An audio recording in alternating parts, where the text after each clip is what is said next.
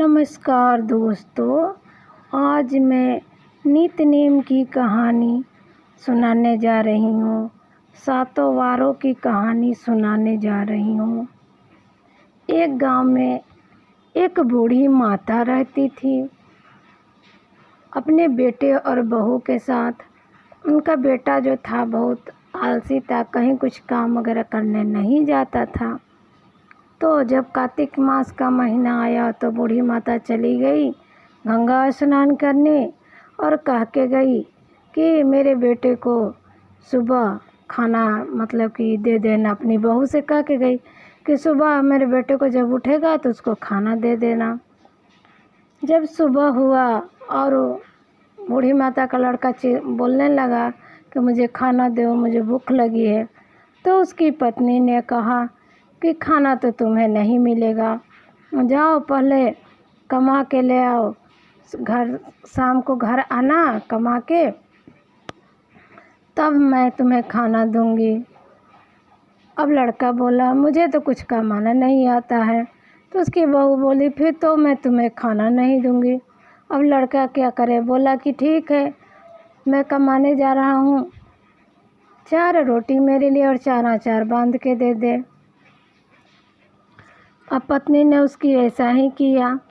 वो गांव से बाहर गया और एक कुआं के पास बैठ के और मतलब कि हाथ जोड़ के भगवान से बोला कि हे भगवान, आओ, मुझे कमाना तो आता नहीं, मैं खाना खा रहा हूँ, तुम भी खा लो खाना।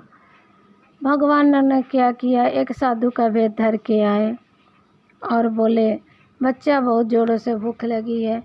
तो लड़का बोला बाबा मेरे पास 4 रोटी है, 2 तुम खा लो, 2 मैं खा लेता हूँ। साधु ने 2 रोटी खा ली और 2 रोटी वो लड़का खाया। उसके बाद उसने कहा, बाबा से कहा कि बाबा मेरी पत्नी ने मुझे कहा कि कमा के ले आओ और मैं तुझे कुछ काम वाम तो आता नहीं, मैं क्या कमाऊँ। तो साधु ने कहा कमाना तो मुझे भी नहीं आता है, लेकिन मैं तुम्हें एक कहानी सुनाता हूँ। नित्य नेम की 7 वारों की कहानी है। इस कहानी के सुनने से ही घर भर जाता है। तो उसने कहा ठीक है बाबा सुनाओ।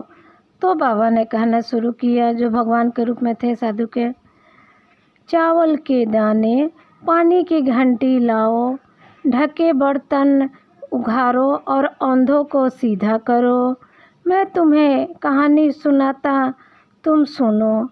और बोले रविवार, सोमवार, मंगलवार, बुधवार, बृहस्पतिवार, शुक्रवार, शनिवार, 7 वारों का आसरा, भरियो पीहर भरियो सासरा। इतना ही कहा और कहा कि अब ये कहानी सीख लिए हो ना, अब घर जाकर अपनी पत्नी को सुनाना।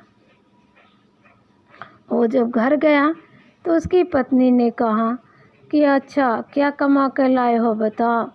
उसने कहा मैं तो कमा के नहीं लाया हूँ, लेकिन 7 वारों की कहानी सीख के आया हूँ। तो कहा उसने कि आओ बैठो अपनी पत्नी से, मैं तुम्हें सुनाता हूँ। उसने पत्नी ने कहा ठीक है।